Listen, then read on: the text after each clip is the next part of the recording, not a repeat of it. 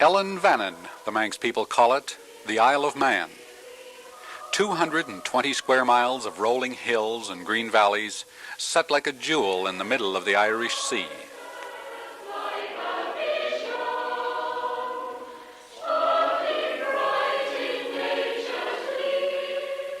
The island's true beauty is best revealed in the month of June, when the grass is emerald green from the spring rains and the sun nearly always shines.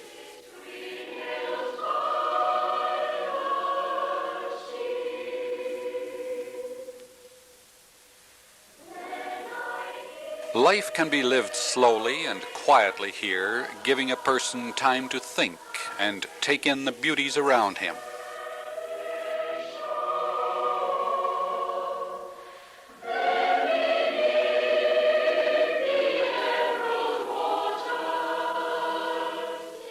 For 2 weeks each June since 1907, the peace of Ellan, Vannin has been shattered as young men from all over the world pit courage and determination against the 37 3/4 mile, undulating, ribbon-like TT circuit, the toughest race course in the world. To say that the TT circuit is unique would be an understatement. Its character is so different from the rest of the world's racing circuits that it produces an entirely different class of racing. Unlike other smooth, carefully planned circuits which can be quickly learned, the TT course is almost beyond learning.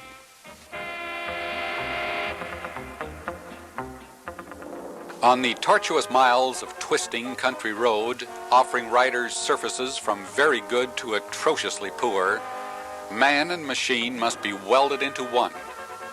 At 160 miles an hour, a gentle kink in the road becomes a definite corner, and a moment's loss of concentration can end in sudden disaster. The notorious corners are indicated by huge marker boards giving a clear warning of the dangers ahead.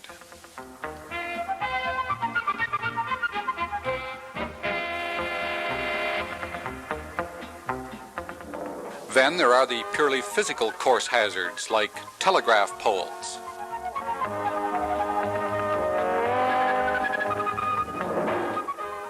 iron manhole covers, solid granite walls,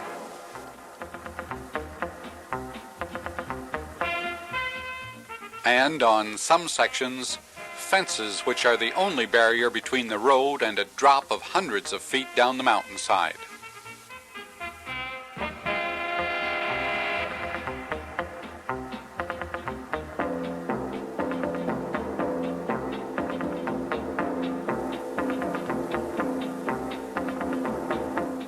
Like the Viking invaders the island once knew, 60,000 motorcycle enthusiasts pack on to every available airplane and ferry boat for the annual pilgrimage, 2 whole weeks of speed and spectacle which has no equal in all the world.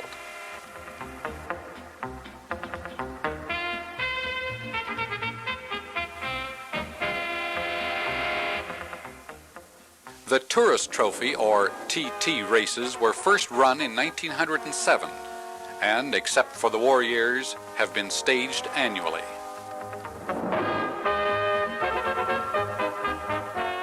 In race week, the promenade of Douglas, the island's main town, is a shimmering array of motorbikes parked in their hundreds.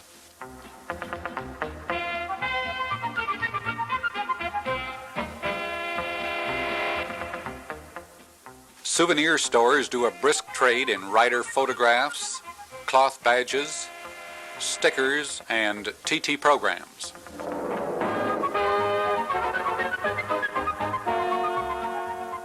The climax comes when race day dawns as spectators take up their positions around the circuit.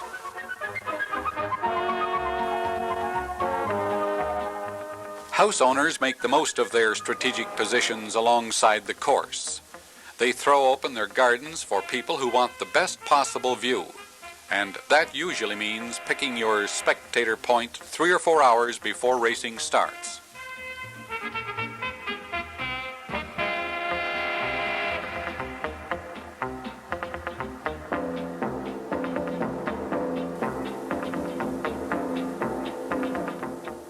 Traveling marshals on motorcycles complete a lap of the circuit before racing begins to check that roads are clear and safe for the riders.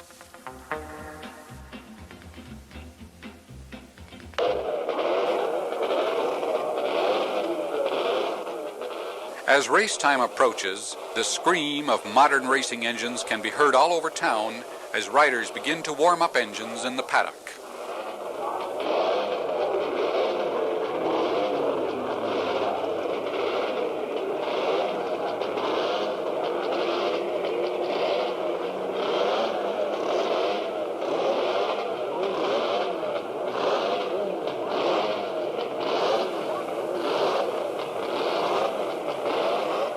Each rider, tense and ready for the starter's flag, stoops over his spotless machine to make last-minute checks. Just one essential part not securely fastened or left unwired could cause a breakdown or even a serious accident.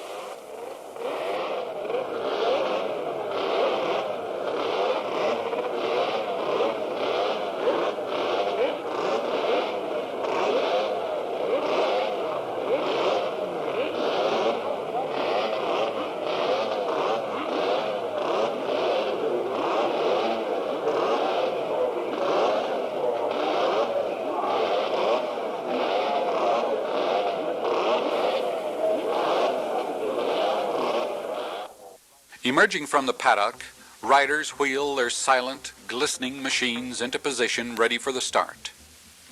They'll leave in pairs at 10-second intervals. A message from the island's governor is relayed to all competitors. Good luck, Godspeed, and may the best man win.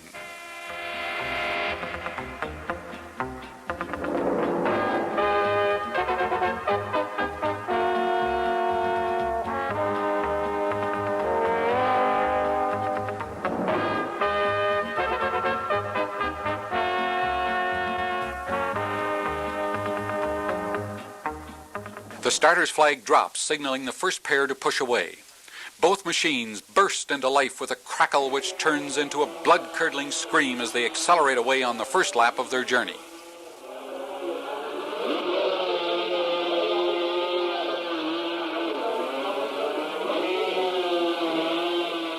The grandstand area becomes a flood of sound as first one pair, then another tear away.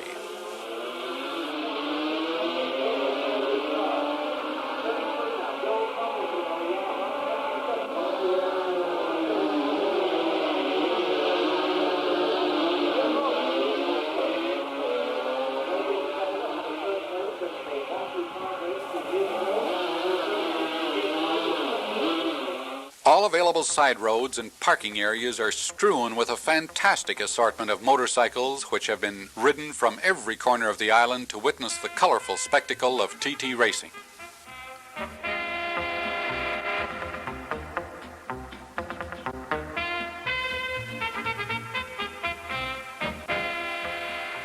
All around the course, spectators, tense with anticipation, have their ears pricked, listening for the approaching sound of the leading machines.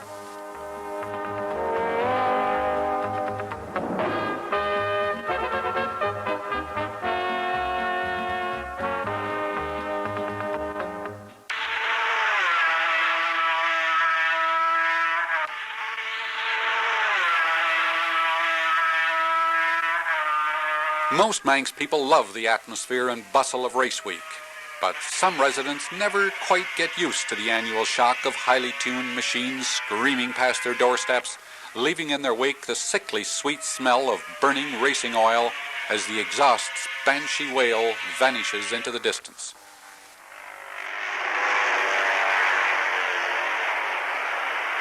Riders clad in colorful racing leathers keep their eyes pinned on that ever-changing ribbon of road, chins flat on petrol tanks, heads tucked down under fly-spattered screens as they race toward the finisher's flag.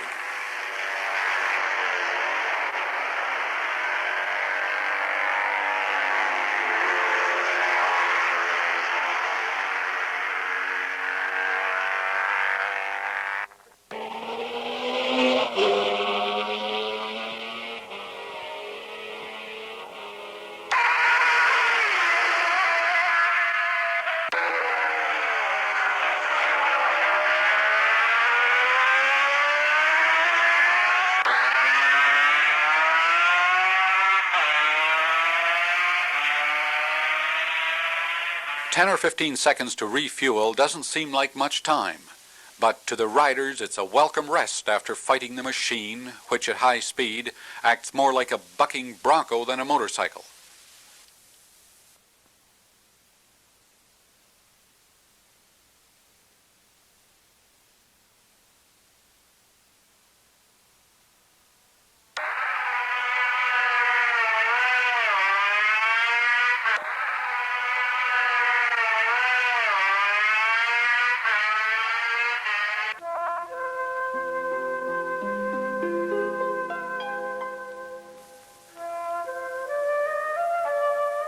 Only the magic eye of the slow-motion camera reveals the true majesty of motorcycle racing and the constant high-speed battle between man, machine, and the ever-changing road surface.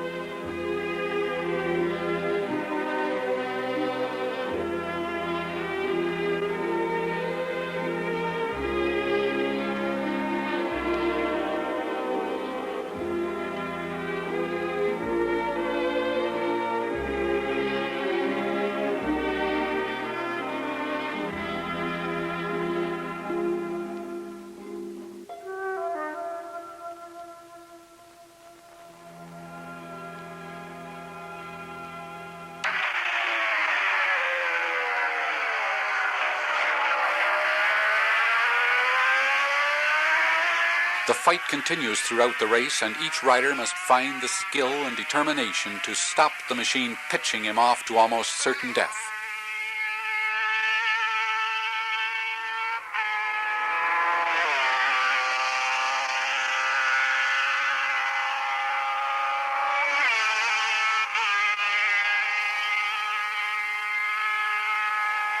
Men from all nations come to challenge the TT course. A computer-like memory is required to remember every kink in the road, every bump and marker sign, and every variation in road surface.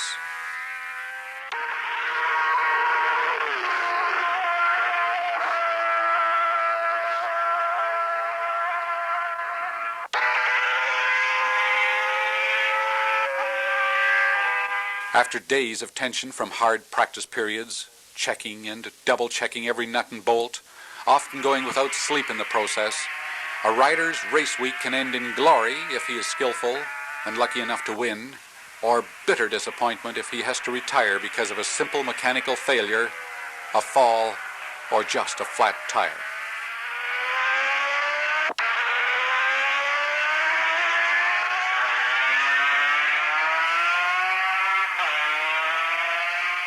A good number of riders will never complete the course.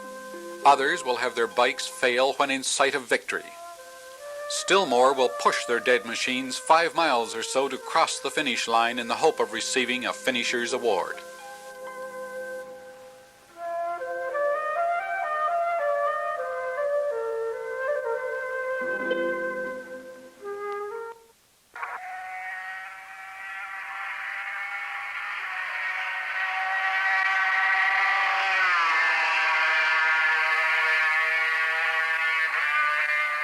The race is now over and the winners suitably acclaimed.